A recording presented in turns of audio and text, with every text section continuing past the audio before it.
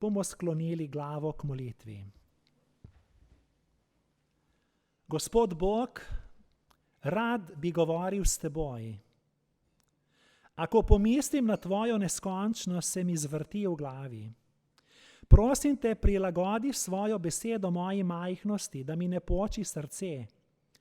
Prosim, ne povej mi vsega, ker itak ne bi dojel, saj si nerazložljiv.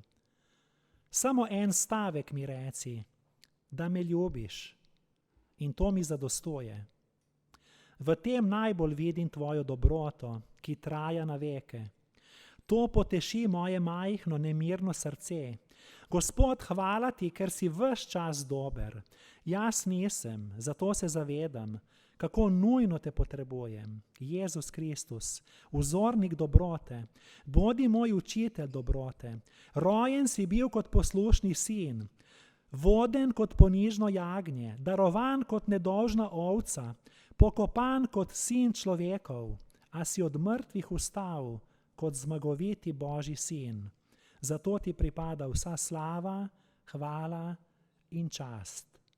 Amen.